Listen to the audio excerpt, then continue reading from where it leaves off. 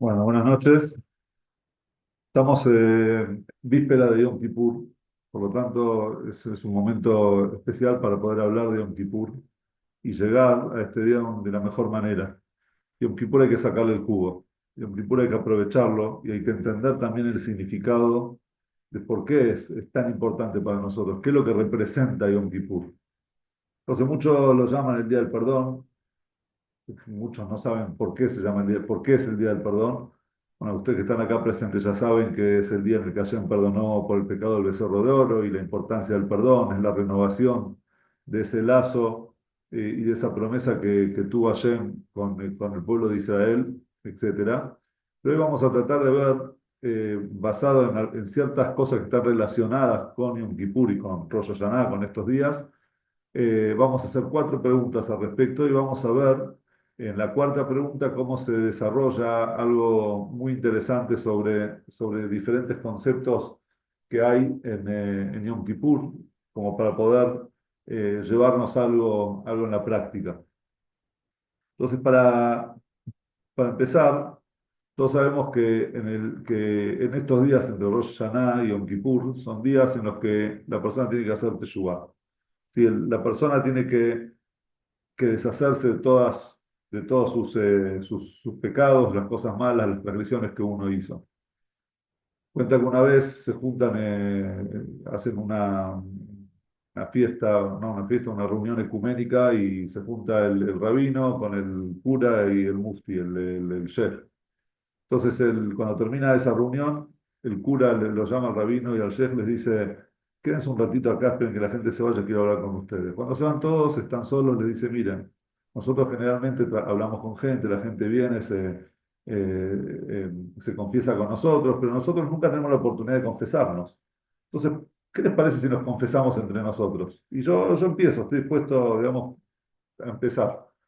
Dale, dale, le dicen los dos. Bueno, empieza el cura y dice, bueno, la verdad que yo les voy a ser sinceros, varias veces me llevo un vuelto de las donaciones de la gente, lo que la gente deja para la iglesia, yo me lo llevé, hice unas compras, hice qué sé yo. No, muy mal, le dicen, pero ¿sabes qué? Estás perdonado, estás perdonado. Ah, gracias. Entonces viene el chef y dice, bueno, sigo yo. Dice, le digo la verdad, nosotros tenemos prohibido tomar alcohol, pero cada tanto cuando estoy solo en casa, de repente algún vino bueno, lo abro y me lo tomo, porque no, la verdad no puedo aguantar, no puedo soportar que tan... Eh, y no me puedo contener, entonces agarro y me bajo la botella de vino en la cena. Bueno, le dicen muy mal, pero bueno, está bien, estás perdonado, te perdonamos. Entonces viene el rabino y dice, bueno, yo ahora me toca, es mi turno. ¿Saben qué? Tengo un gran problema, no sé guardar secretos. Cada cosa que escucho voy y lo cuento por todos lados. Dice, bueno, nosotros llega estos días, Rosh Hashanah y Yom Kippur, que lo que tratamos de hacer generalmente es hacer balances y mejorar. Muchos lo hacen de forma sincera, muchos realmente hacen un balance y principalmente entre lo que respecta uno con su compañero, uno con el otro, y van y piden disculpas y las disculpas son sinceras. Otros lo hacen tipo WhatsApp a todo el mundo, pido perdón, como para decir, pedir perdón y nada más. Pero todos en realidad queremos llegar, tenemos el deseo y la intención de llegar a Yom Kippur limpios, llegar a Yom Kippur purificados, ¿sí? Una de las cosas, de las costumbres que nosotros tenemos es, en Rosh Hashanah, se hace tashlif. ¿Qué es tashlif? Tashlif significa arrojar. La costumbre es, bueno, los sefaradim lo hacen en un patio con una manguera y un balde, pero los ashkenazim acostumbran a ir a un lugar donde hay peces y ahí se hace un rezo y después se sacude un poco las esquinas del tzitzit como si uno estaría arrojando los pecados, lo que nos queda de pecado, lo arrojamos al agua, como dice el versículo, "Betashlich bimtzulot yam kol chatotam", que arrojarán las profundidades del océano, del agua, todos los pecados. Simbólicamente una persona se está deshaciendo de esos pecados. Pero la pregunta que surge es, la primera de las cuatro preguntas que vamos a hacer, es sobre el tema este de Tashlich. Eh, ¿Por qué nosotros tiramos a un lugar donde hay agua, donde hay peces? cuando después nosotros agarramos esa misma agua y la tomamos, esos mismos peces y los comemos. Es decir, el hecho que estén en el fondo del mar, en el fondo del agua, las profundidades del agua, no hace que nuestros pecados desaparezcan. En todo caso, deberíamos agarrar a hacer una fogata como antes de Pesaj y quemar, cuando se quema todo el hametz, que el hametz se incinera, entonces de esa manera, chao, desapareció el hametz. Y no solamente eso, la pregunta es mucho más fuerte teniendo en cuenta digamos, terminado Yom Kippur viene otra fiesta que es Sukkot. Y el centro, el eje de la fiesta de Sukkot, ¿cuál es? El agua. Si Ushartem Maim Besazón, van a extraer la extracción del agua con alegría, con baile, Simchat Beta Shoeva. Es la alegría de la extracción del agua que se hacía en el Beta Mikdash.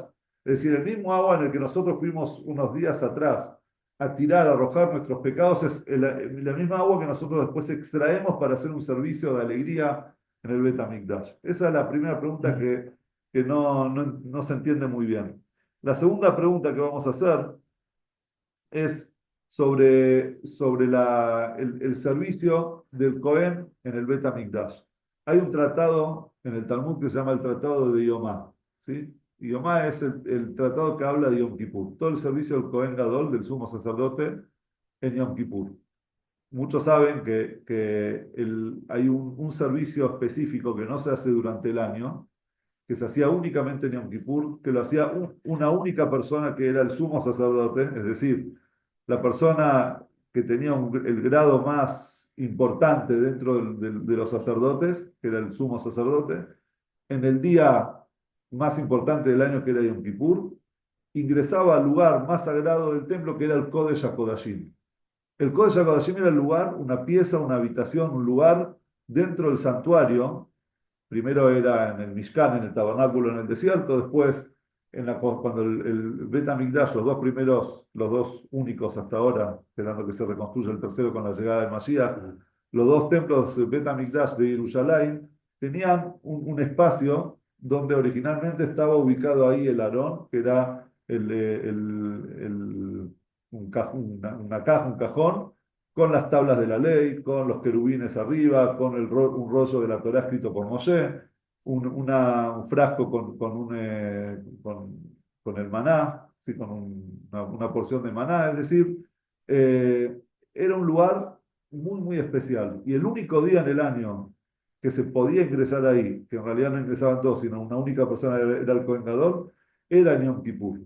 Entonces, ustedes imagínense todo el momento de toda la gente presenciando, todos afuera, viendo al Kohen Gadol ingresando al Kodesh HaKodashim, y después cuando salía del Kodesh HaKodashim hay un rezo especial que nosotros hacemos en Yom Kippur, describiendo cómo era esa imagen, ver la cara del Kohen Gadol en el momento que salía del Kodesh HaKodashim y decía al pueblo entero que están perdonados, y y se arrodillaba y todos se arrodillaban con él. Era un momento muy, muy de mucha elevación. Todo eso está explicado en el Tratado de Yomá, ¿sí? Resulta que el Tratado de Yomá empieza contándonos que al Cohen Gadol se lo preparaba para ese día. Una semana antes él se tenía que ir de su casa, se iba a un lugar especial donde tenía asistentes que no podía dormir, se quedaba despierto, en fin. Y además del Cohen Gadol había un Cohen Gadol suplente. ¿Por qué un suplente? Porque si el Cohen Gadol le llegaba a pasar algo en el día de Yom Kippur, había un suplente para que podía ingresar. Después, sobre el final del tratado de Yomá, termina el Talmud diciendo lo siguiente.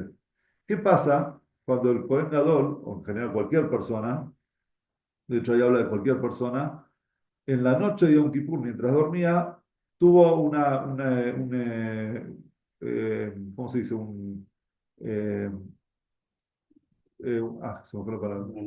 Una emisión, eso, involuntaria de noche. Entonces, en la noche de Yom Kippur, por más que sea involuntaria, dice el Talmud, esa persona no va a terminar el año. Y si termina el año, termina diciendo el Talmud, si es que termina el año, él va directo al Olam Abba. Es decir, tiene ganado el paraíso. Varias preguntas surgen sobre este tratado. Primero es, cómo de repente de lo más elevado, de lo más sagrado, nos lleva el Talmud a ese momento del servicio del Kohen Gadol, ese único día del año, a una elevación tal y que de repente termina con qué, con un cachetazo, nos baja de un golpe a la tierra diciéndonos, pero acuérdense que si hay una impureza en el día de Yom Kippur, entonces esa persona corre peligro. Y después de eso, primero, ¿cómo es eso que de repente si él termina el año, entonces va directo al Olam Abba? ¿Por qué? Capaz que Dios lo perdonó. No es que él era merecedor de algo. Rashi explica sobre ese tratado de Yom Kippur, explica que si él terminó el año es porque sus buenas acciones superaron a lo que él había hecho. Entonces, por eso, de tantas buenas acciones se ganó el Olam Abba. Pero en realidad, capaz que no, capaz que Dios lo perdonó. No es que él hizo grandes acciones, quizás Dios lo perdonó. ¿Sí? Y segundo, como el Rebbe pone acento en esto, dice el Talmud, según como está escrito, no es que algo externo, no parece como que no que algo externo hace que él se gane el paraíso, sino que eso mismo que a él le pasó, si él termina el año, a pesar de eso o a raíz de eso, él tiene Olam Abba. Entonces, ¿cómo puede ser? Si está mal, entonces ¿por qué tiene directamente la Magá? Y si no está mal, entonces ¿por qué también? ¿Por qué tiene, digamos, cuál es la sorpresa que él tenga el Olamaba? Esa es la segunda de las preguntas. La tercera de las preguntas es sobre el servicio mismo del Kohen Gadol. Uno de los servicios, vieron que hay un dicho, los que saben Ibrit, dicen, déjala hacer. ¿Conocen el término? Bueno, eh, déjala hacer es como Esa andate. era parte de un macho cabrío, el chivo Exacto. que espiaba a los Bueno, pecadores. entonces, ¿qué hacía el Kohen Gadol? Uno de los servicios de Yom Kippur, de los principales, ustedes saben que el Kohen Gadol tenía una ropa especial, diferente a la del resto de los Kohanim. El resto de los Kohanim vestían ropas blancas, más simples.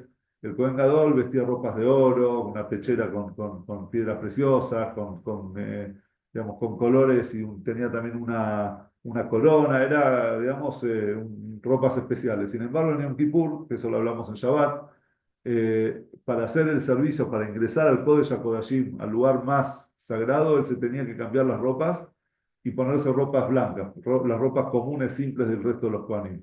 ¿Por qué? Porque todo el motivo de Yom Kippur es para expiar por el pecado del becerro de oro. Entonces, un fiscal no puede ser abogado, no puede ser defensor, ¿sí? No puede ser también culpar y también defender. Entonces, si la culpabilidad al pueblo es por el oro, no puede venir con las ropas de oro e ingresar a pedir perdón por lo que hizo por el pecado del oro. Entonces, por eso se saca esas ropas de oro y se viste ropas blancas. Es decir, que el vestirse las ropas blancas era una característica de Yom Kippur. Eran ropas especiales para el servicio de Yom Kippur, no así en el resto del año. Entre esos servicios él agarraba dos cabritos y tenía como una caja con dos papeles adentro. En uno decía la Hashem para Dios, en otro decía la Azazel. Ahora vamos a ver lo que era la Azazel. Entonces él hacía así, sacaba tipo un sorteo. El que sacaba en la mano derecha se lo ponía sobre el cabrito derecho, perdón, el que sacaba si veía, el que decía la Hashem, el para Hashem lo ponía en el cabrito derecho, el que decía la Azazel lo ponía en el cabrito izquierdo, y él enseguida agarraba el cabrito que era para Hashem, lo faenaba, o sea, le hacía la shkita, y después con la sangre, un poco de sangre, ingresaba al Kodesh HaKodashim, al lugar más sagrado, donde estaban estaba dividido por cortinas, y entre las cortinas él salpicaba de la sangre.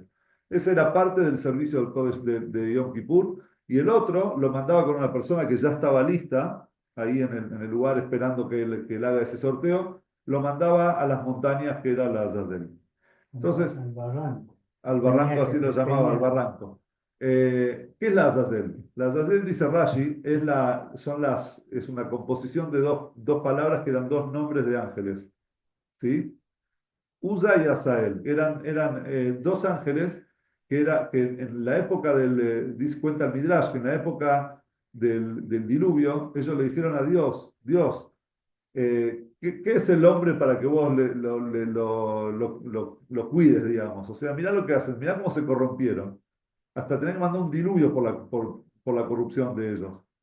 Dejarnos a nosotros, nosotros vamos a bajar al mundo y vamos a habitar el mundo, vamos a ser un mundo de ángeles. Bajaron al mundo y vieron que las chicas humanas eran lindas y empezaron a pecar de todo tipo de pecado, de lujuria, etc.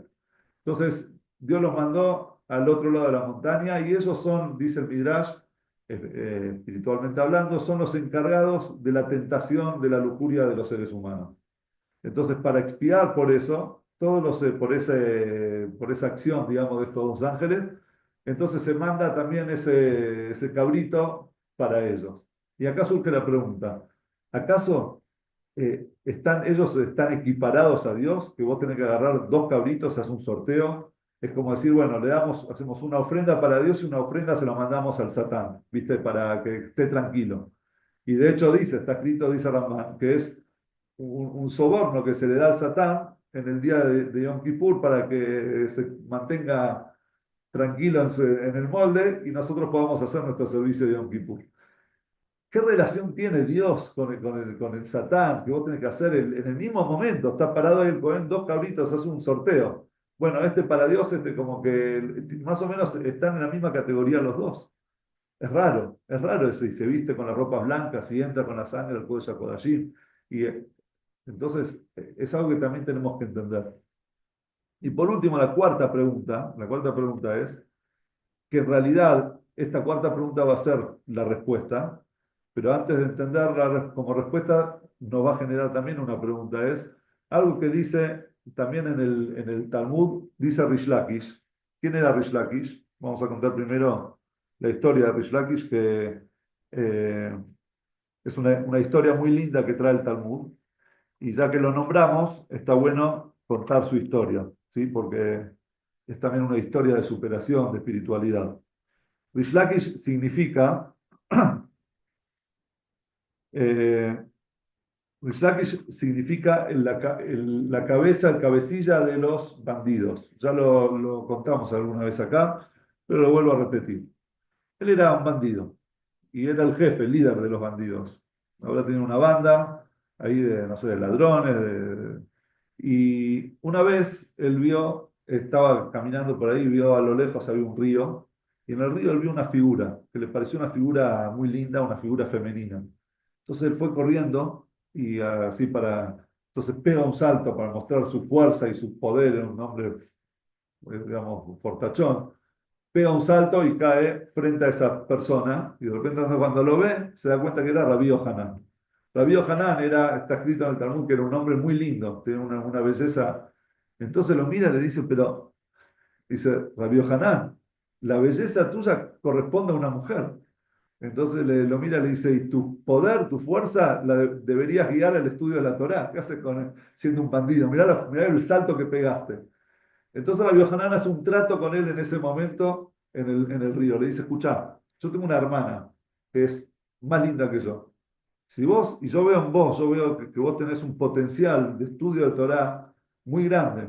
Esta fuerza vos la podés llevar, digamos, hacia el estudio de la Torah.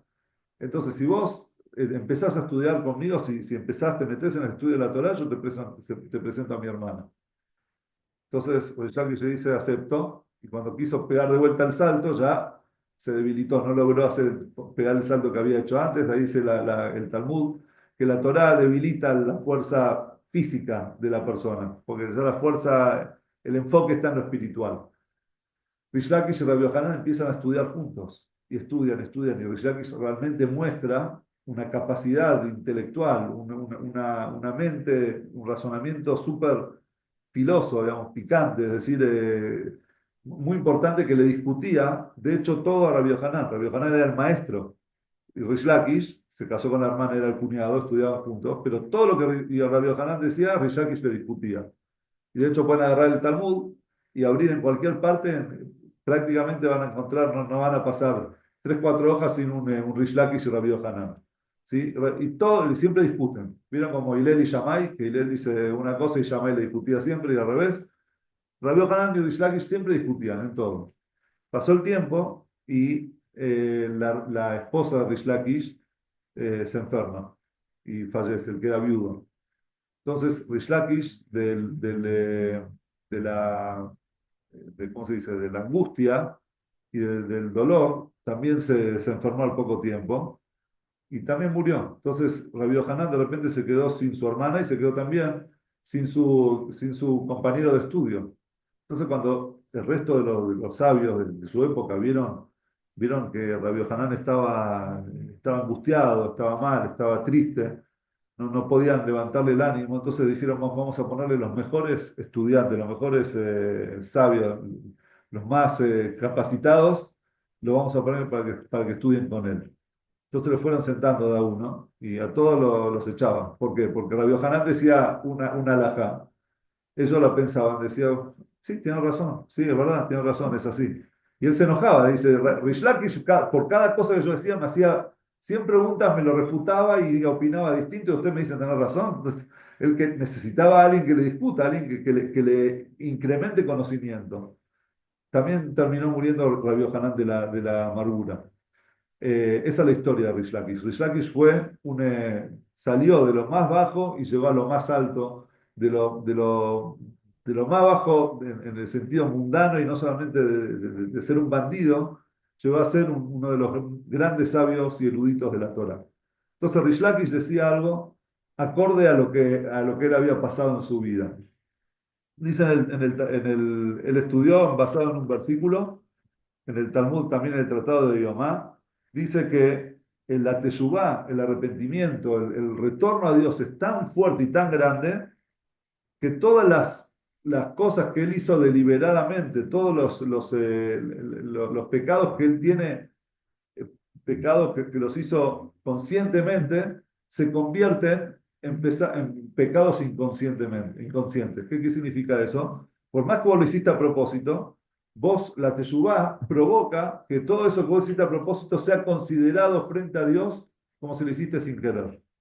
Se basa en un versículo que dice, Shuba Israel ad Hashem Elokeja, retorná a Israel hacia Dios, es decir, arrepentite, y Kashalta Baboneja, porque tropezaste con tus pecados. Es decir, él lo toma como un tropiezo. Si vos te arrepentís, Dios lo toma como, ok, un tropiezo, fue sin querer.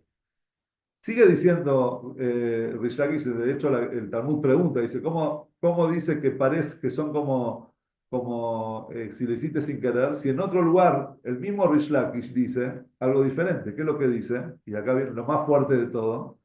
Dice, tan grande la teshuvá, dice Rish Lakish, que las transgresiones pasan a ser como mitzvot, como mandamientos, como Buena acción. buenas acciones. Entonces le dicen, ¿cómo? Pues ya antes dijiste que, ok, está mal, una transgresión, solamente que se considera como si lo hiciste sin querer. Pero acá está diciendo totalmente otra cosa, que las transgresiones se convierten en buenas acciones, en cosas positivas. Entonces, responde el Talmud, dice, depende de qué teshuvá haces. Si vos haces una teshuvá por temor a Hashem, algo que no, por miedo, entonces Hashem te lo considera como si lo hiciste sin querer. Pero si la teshuvá, el retorno a Dios es por amor, por el amor a Dios, con ese fuego interno que la persona tiene en el momento de la teshuvá, que dice, no, yo me quiero acercar a Dios porque Hashem yo te quiero y no me quiero alejar de vos. Entonces Hashem convierte y considera todos los pecados en cosas positivas, en cosas buenas.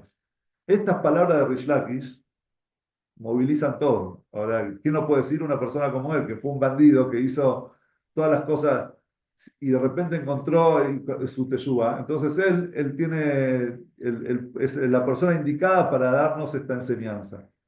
Pero a primera vista, esta enseñanza también, esto que dice Rish Lakish, también tiene sus problemas.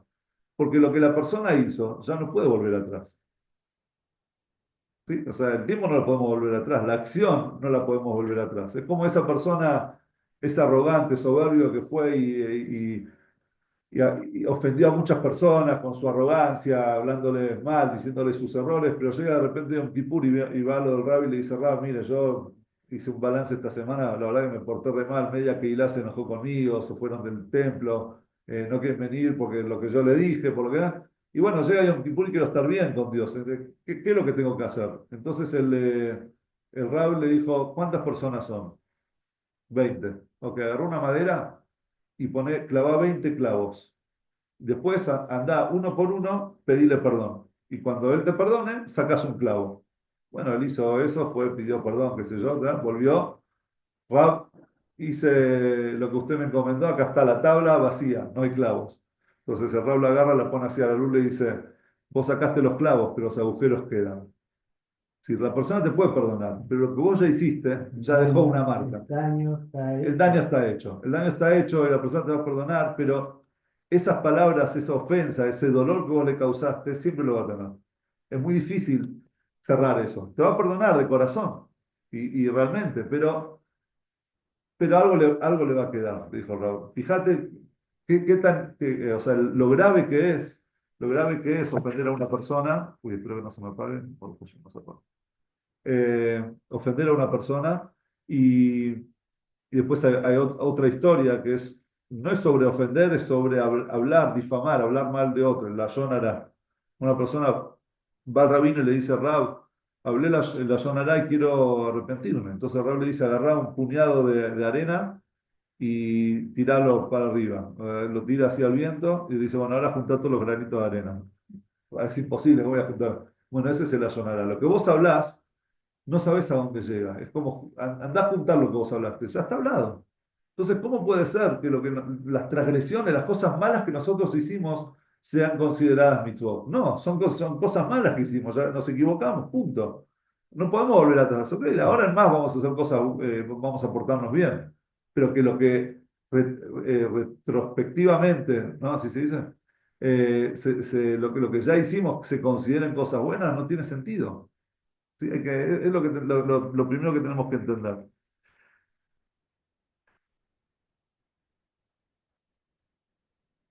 Hay el Alter Rebbe en el Tania trae una explicación sobre esto, trae este concepto y el Rebbe también después lo desarrolla en una sijá. Y él dice lo siguiente, lo que el Rebbe trae, en realidad vamos a empezar por lo que el Rebbe trae una alajá. La alajá dice que hay cosas que están prohibidas hacer en Shabbat. Ahora, si hay una mitzvah que vos, digamos, tenés que hacer en Shabbat, por más que sea violar el Shabbat, por ejemplo, un Brit Milá, ¿sí? Que cuando cae el octavo día, entonces se hace en Shabbat igual, por más que esté prohibido cortar, hacer una cirugía, etcétera, pero el Brit Milá está por encima del Shabbat, ¿sí? Cuando es un, digamos, parto natural, que sale el octavo día, etcétera, todo normal. Ahora, ¿qué pasa si el Moel estaba en una ciudad, no había un bisturí, no tenía un bisturí? Entonces, si bien lo que está permitido es que el Moel lleve el bisturí, si lo puede llevar antes de Shabbat, mejor, pero si no, puede ir en la calle, está escrito en la halajá, dice que tiene que caminar en la calle con el bisturí a la vista, para que la gente sepa que está yendo a hacer un Brit Milá, que no es que está cargando, sino que está llevando para hacer un Brit Milá. Pero según una de las opiniones, según Rabbi Eliezer, todos los elementos necesarios para la mitzvah son permitidos también en Shabbat. Es decir, si vos tenés que ir y encender un fuego para agarrar el metal y afilarlo y golpearlo y hacerle todo lo que vos hagas para hacer un bisturí, fabricar un bisturí, lo que sea, en Shabbat, lo podés hacer, porque la mitzvah es hacer el Brit Milá. Por lo tanto, todo lo que está relacionado, los elementos de la mitzvah, son permitidos también en Shabbat. Entonces, el Rebbe trae esta halajá y dice lo siguiente: cuando una persona, a raíz de sus transgresiones, o sea, por ser que la persona transgredió, de repente la persona empieza a sentir una sensación de culpa, de dolor, de alejarse de Dios, le duele tanto, dice, ¿hasta dónde llegué? Mirá dónde estoy parado. Llega Yom Kippur y la persona hace un balance y dice, no me reconozco, no soy el Rafi que yo quiero ser, no soy el Rafi que pretende ingresar a Yom Kippur y abrir el Mazor y empezar a rezarle a Dios. Entonces la persona realmente se empieza a arrepentir y se arrepiente de amor, se arrepiente por a raíz justamente de todas las transgresiones que él hizo. Entonces es un elemento, dice, de la mitzvah. La mitzvah es hacer la teshuvah. Entonces todos los elementos de la mitzvah son también parte de la mitzvah misma, dice el Rebbe. Y esa es la explicación por la cual las transgresiones se convierten en mitzvot. No es que la persona no transgredió, sí transgrediste, pero lo del pasado ya está, ya quedó en el pasado. Ahora, ¿qué hacemos nosotros a futuro? A futuro está en nuestras manos ver qué hacemos con lo que ya hicimos antes. Si con lo que hicimos antes nosotros logramos superarnos, entonces eso habrá valido la pena. Capitalizamos nuestros errores para superarnos, para hacer algo mejor. No es que la persona tiene que ir a transgredir para después transformarlo en cosas buenas. Pero lo que ya se hizo, Dios nos puso a nosotros el libre albedrío para elegir entre el bien y el mal, es porque Dios también nos creó con tentación hacia el mal. Dios nos puso en esa situación, obviamente para que la persona pueda abstenerse. Pero si yo caí, la caída es parte de la naturaleza humana. Por algo Dios nos hizo de esa manera. Y por algo también Dios nos puso el día más importante del año, un día que está relacionado con el perdón, con el poder levantarse, con el poder salir adelante. Entonces, si la persona agarra, toma esas cosas, esas transgresiones que él hizo, no las esconde, no es que dice, bueno, las tiramos para abajo de la alfombra y se terminó. No, no pasó nada. No, no. Las enfrenta, las piensa, las duele. Y eso lo lleva a él a reaccionar, a tomar buenas decisiones en su vida. Entonces el crecimiento es mucho mayor. Dice la ciencia que la persona no utiliza todas sus capacidades cuando está tranquilo. Cuando una persona está en peligro, de repente empieza a utilizar ciertas capacidades que él tenía dentro, que uno dice, no sé de dónde saqué la fuerza, pero hice tal cosa, no sé cómo ir, pero corrí y nunca corrí tan rápido. Porque en realidad la persona, si no tiene algo que le hace una oposición, la persona no desarrolla el 100% de sus capacidades. Es como el avión para despegar necesita viento en contra. ¿Sí? Cuando vamos al gimnasio necesitamos levantar pesas. O sea, nosotros el crecimiento, el desarrollo viene a partir de la oposición. ¿Sí? A partir las cosas que podríamos llamarlo lo negativo. Es decir, nosotros queremos hacer algo positivo, necesitamos algo negativo para poder elevarnos, para poder superarnos. La persona no aprende a caminar sin antes caerse, no anda en bici sin antes, sin también caerse de la bici. No aprende a nadar sin tragar agua. Es decir, muchas veces cuando uno quiere saltar, el trampolín que hace, baja primero para poder elevarse. Eso es impulso, eso toma impulso. Ahora, si nosotros nos quedamos en esas transgresiones y seguimos viviendo en ese pozo, y seguimos viviendo en esas cosas, y de hecho, muchas veces el instinto del mal viene y nos dice, ¿sabes qué, Rafi? Ya está, vos ya estás, sos caso perdido. Ya no podés, ya, listo, ya bajá los brazos, listo, ya estás en las redes, estás en mis redes, no vas a poder salir y seguí así. O lo peor todavía, que eso pasa mucho, uno empieza a justificar también. De repente, para no sentir el dolor de estar haciendo lo incorrecto, empezamos a justificar eso incorrecto que estamos haciendo y creemos para convencernos a nosotros mismos que estamos haciendo algo, que estamos haciendo lo correcto. Entonces uno empieza, no, porque bueno, en realidad, porque justo es mejor esto que otra cosa. Yo en mi relación con Dios, yo tengo mi forma, Dios a mí me escucha de esa manera, Él me entiende como si uno sabe como si uno es Dios para decir te entiendo o no te entiendo. Es decir, la persona empieza a alivianar ciertas cosas que haces. Y eso es lo peor, porque cuando una persona sabe que está equivocado, entonces todavía tiene esperanza de salir. Cuando la persona se autoconvence de que lo que está haciendo, que está mal, está bien, entonces la persona se convence que está bien y va a seguir toda la vida pensando que está bien.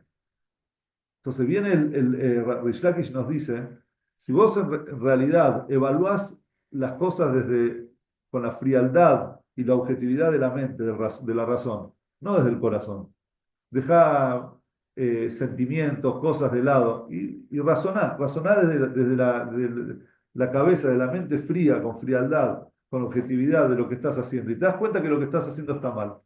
Y cuando vos sentís, te das cuenta que lo que estás haciendo, lo que hiciste está mal, no lo ocultás, sino al contrario, lo pones frente a tus ojos, lo reconoces, lo hablas es decir, digamos, uno no tiene que hablar con alguien, no tiene que hablar, pero se lo habla con uno mismo y lo pone frente a sí mismo y dice, esto no es el lugar donde yo quiero estar, el lugar donde yo quiero estar es otro. Entonces, eso hace que la persona de repente empiece a levantar vuelo y empieza a elevarse, y empieza a subir hacia arriba. Y es por eso que todas esas transgresiones uno las capitaliza para hacer el bien, para hacer cosas mejores, para crecer.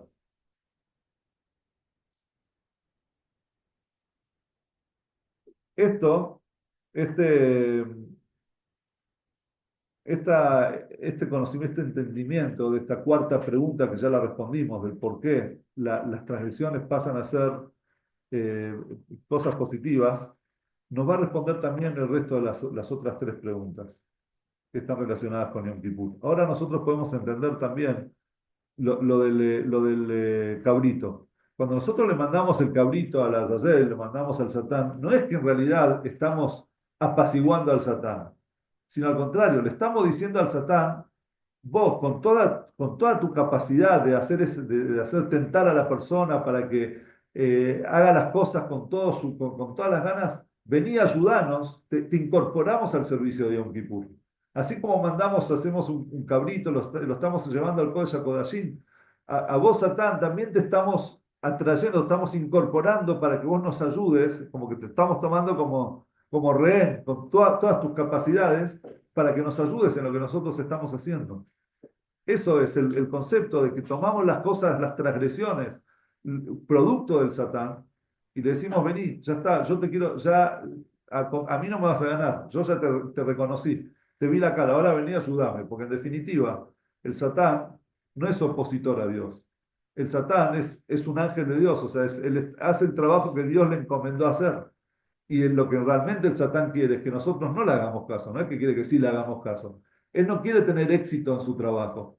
Él quiere que su trabajo se frustre en realidad. Pero ¿qué va a hacer si Dios le encomendó que haga eso? Entonces, una vez que nosotros decimos, lo miramos en la cara y decimos, Satán, no te vamos a hacer caso, vení a acompañarnos en este Yom Kippur para poder hacer nuestro servicio de Teshuvá de la mejor manera. Eso es el concepto de mandar un cabrito para el Azazel. Y eso también es el motivo por el cual nos dice el Talmud que cuando una persona tuvo una emisión nocturna, de repente no pasa el año. ¿Qué quiere decir no pasa el año? La persona, eso le va a generar a la persona un temor, le va a generar decir, ¿cómo? En el día más importante, más sagrado del año, tuvo una impureza.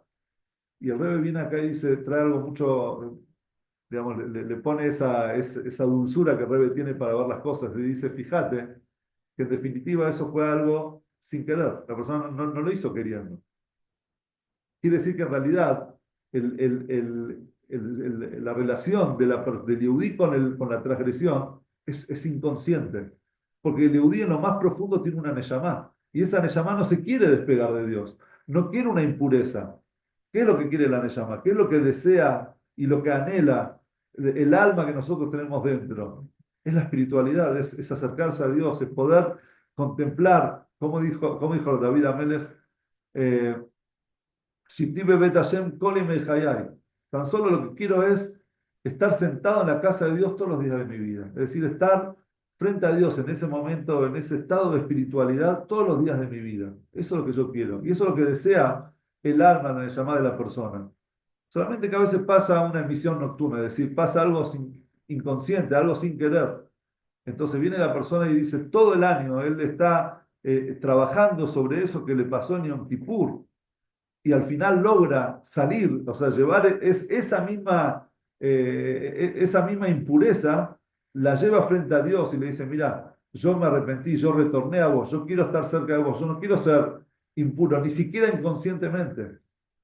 Mi intención es estar puro.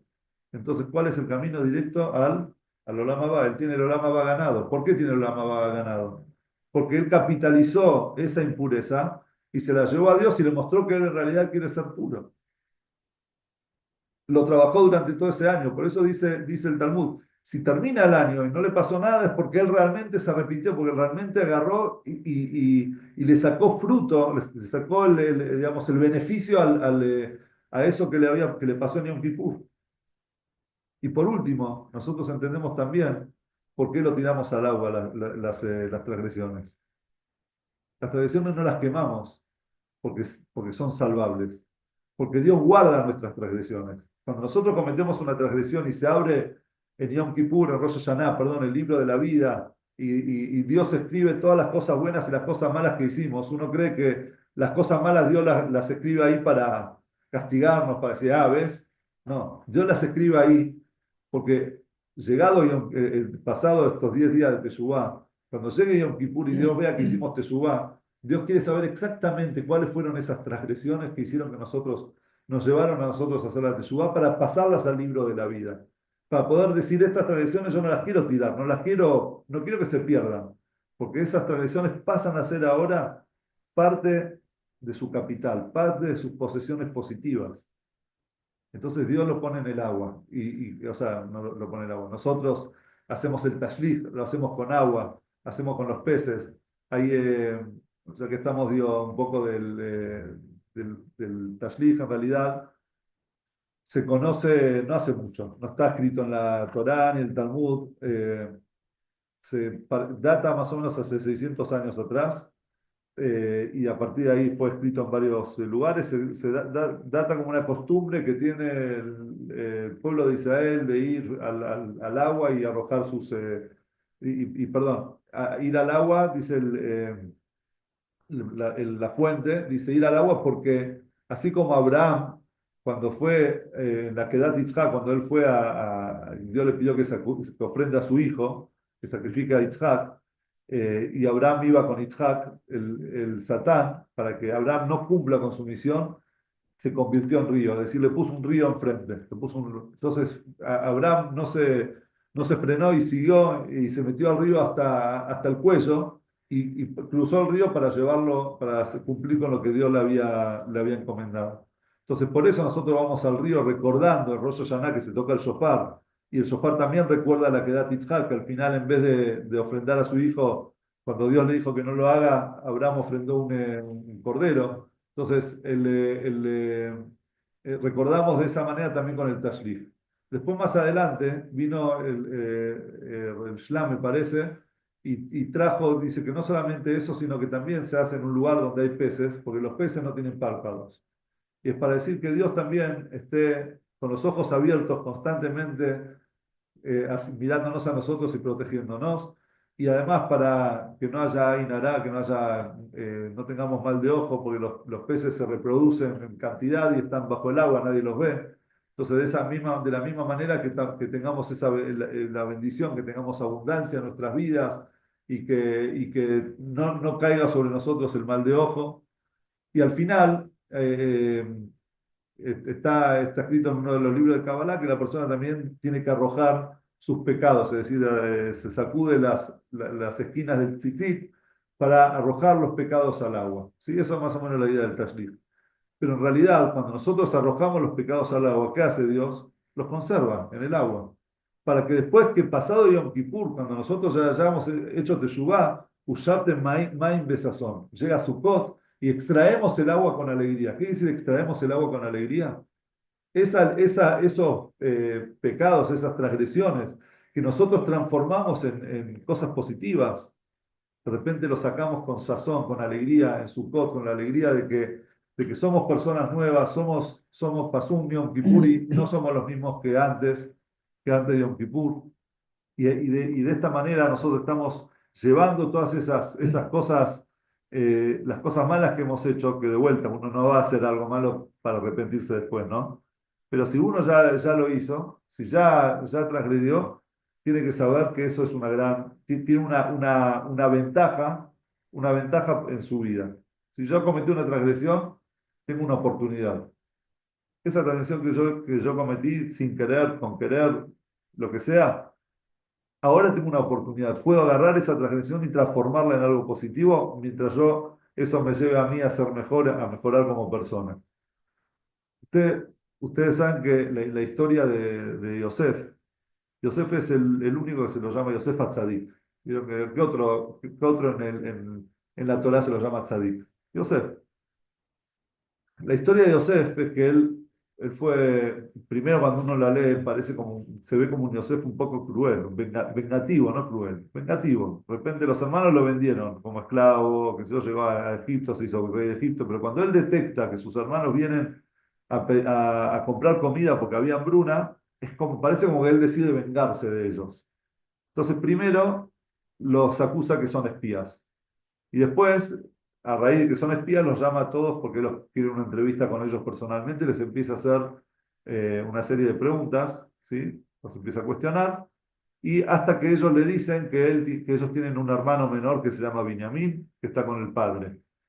Entonces, ¿qué hace Yosef? Le dice, bueno, yo quiero que me lo traigan al hermano menor. No, pero está con nuestro padre. Si no, no hay comida, o sea, tiene que venir con el hermano menor. Y para asegurarme de que ustedes vuelven, yo les voy a dar comida porque está ahí, hay hambruna, les voy a dar comida. Pero a cambio voy a dejar preso a uno de sus hermanos. Lo dejo a Shimón, preso. Parece que Yosef se venga. Entonces los hermanos van a lo del padre y están ahora obligados a volver con Binyamin porque les queda un hermano preso. Una vez que lo traen a Binyamin, entonces de repente Yosef le esconde la copa de él en el bolso de Binyamin y lo acusa que le robó la copa del rey. Entonces vuelve y le dice, no, ahora Binyamin se tiene que quedar preso porque hasta que salta Yehudá y le dice, de ninguna manera, déjame a mí preso por él. Yo no voy a permitir que dejes preso a nuestro hermano menor. Y recién ahí es que Yosef se sensibiliza y le dice, yo soy Yosef. ¿Pero por qué? ¿Por qué se quiere vengar Yosef? En realidad, obviamente que Yosef no está buscando una venganza.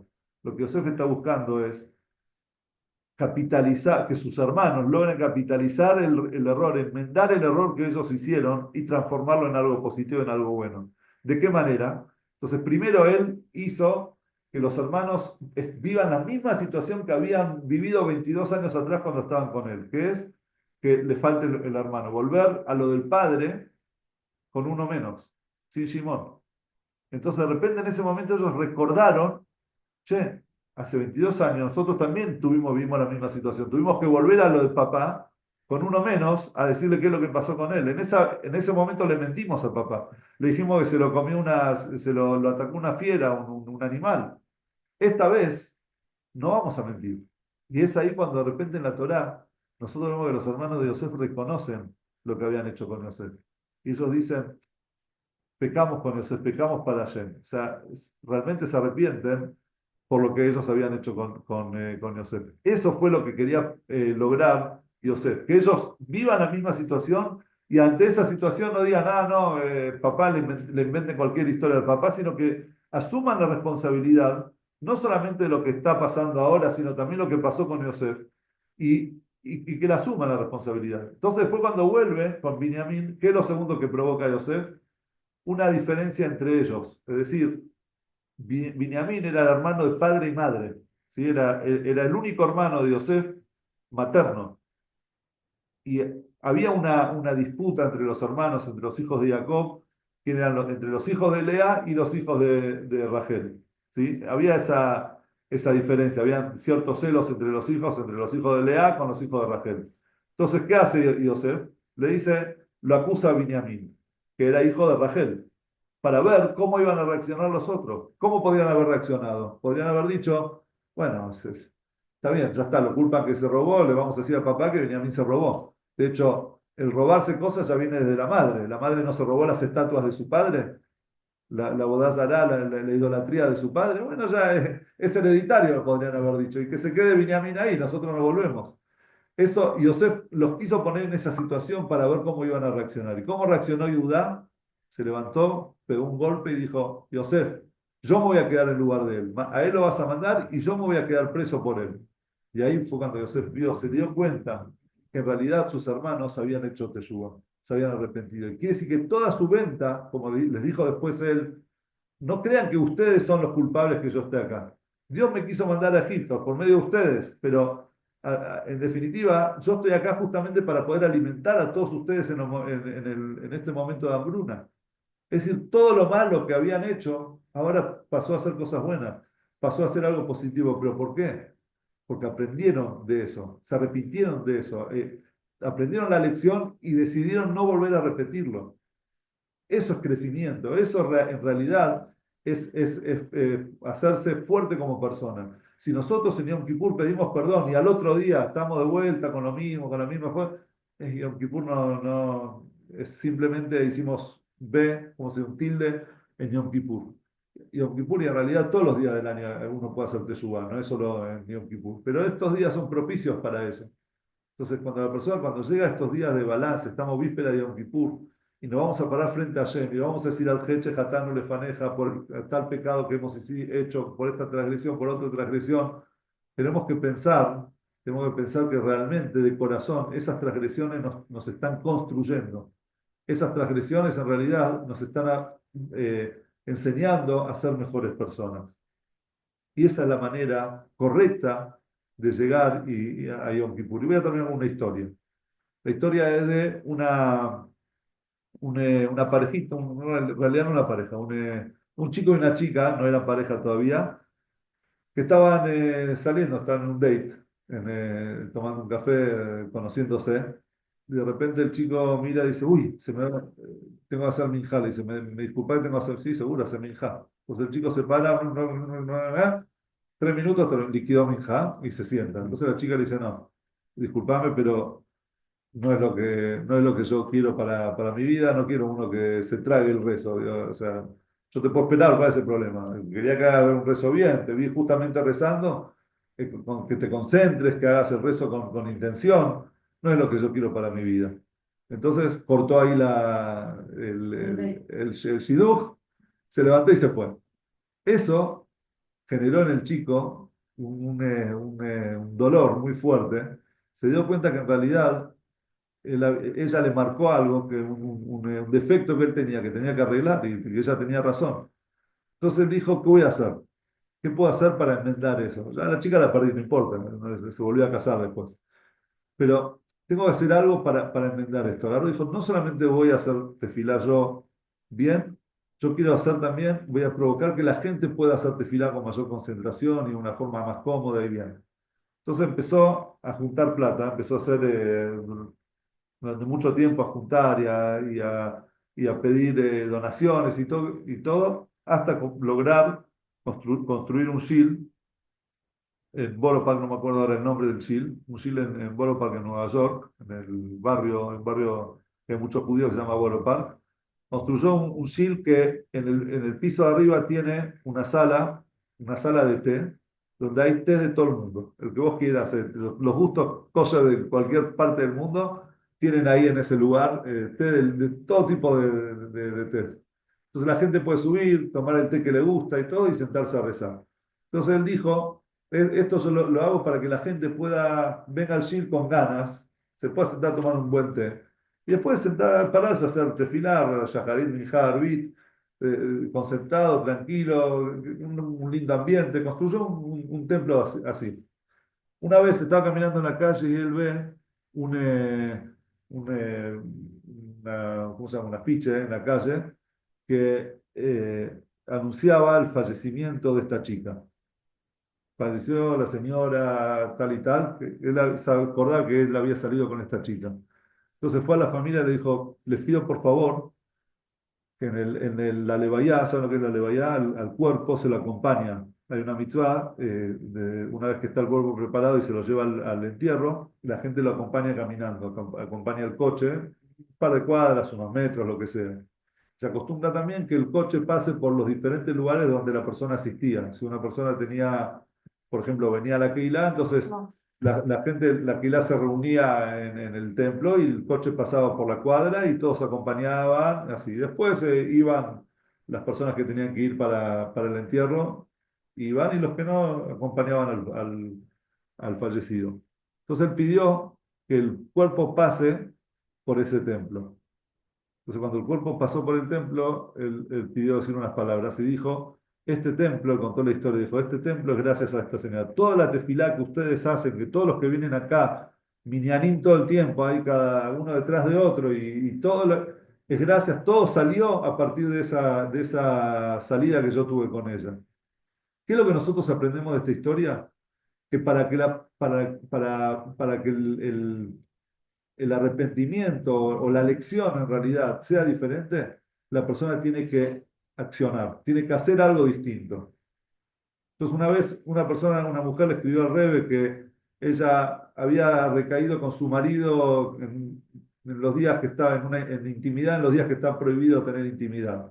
Entonces ella le preocupaba, le escribió al Rebbe qué hacer, entonces el Rebbe le dijo, agarrá y empezá a difundir en tu comunidad la mayor cantidad de mujeres que vos conozcas, que empiecen a ir a la mikve, que empiecen a llevar pureza a sus hogares. Esa es la forma de arreglar, de reparar lo que uno hace. Entonces, cuando nosotros hacemos una introspección y vemos algo en lo que a nosotros nos cuesta demasiado, porque capaz que tenemos muchas cosas en las que caemos, pero siempre hay alguna que es esa que nos cuesta más, nos cuesta más. Entonces, una de las maneras es, cuando realmente nos queremos arrepentir y de corazón, es empezar a influenciar en los demás o a tomar alguna buena decisión con respecto a eso de forma activa para sacarnos a nosotros de lo negativo y ponerlos en el lado positivo. ¿Sí? Entonces, cuando yo estoy actuando de una manera, entonces automáticamente yo estoy haciendo algo, digamos, en contra de lo que para mí es negativo, y eso hace que me involucre de tal forma que me estoy alejando de lo otro. ¿Sí? Eso es capitalizar el bien. Entonces, cuando llega ahora Yom Kippur, mañana Besat Hashem, cada uno haga su balance y vean qué cosa va a reparar. Quizás no digo que uno repare todas las cosas juntas, pero sí cada Yom Kippur un tema, que está bueno también eso, que tome una buena decisión activa y que diga, bueno, a partir de este año voy a empezar a activar en tal cosa, que es lo que a mí quizás un poco me cuesta para poder salir adelante. Y de esta manera, Hashem seguramente va a valorar todo el libro es el libro donde escribió todas nuestras transgresiones, la va a pasar al libro de la vida y ellas van a ser parte de nuestra bendición para darnos a nosotros un Agmar Hatima Tová, un año lleno de cosas buenas. Bueno. Buenas noches.